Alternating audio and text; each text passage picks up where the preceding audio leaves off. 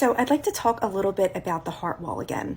So the heart wall is when your subconscious takes trapped emotions and starts forming it around the heart in order to protect it.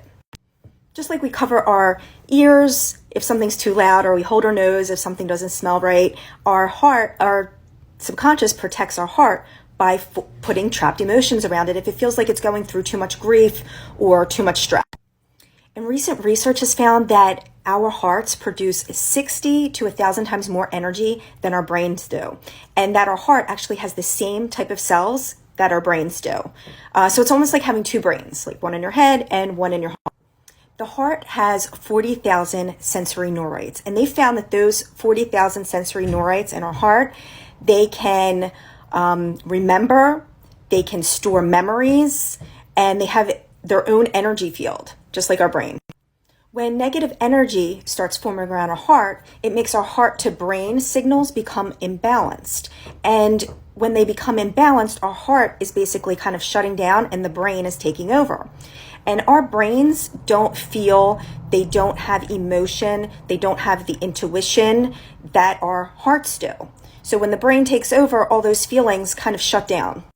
And the effects of having an imbalanced heart to brain signal can produce so many different things. It can make you feel fatigued, lack of focus, no mental clarity, aches and pains. It can actually give you heart issues. It can cause issues with the surrounding organs around your heart, immune problems, early aging, and the list goes on and on. So by releasing the trapped emotions around our heart, it puts the heart-brain signals back in balance. And when you put them back in balance, it makes your emotions more regulated.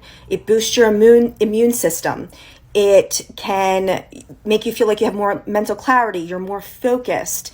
Some of those aches and pains can go away. You just feel more open to people and life in general.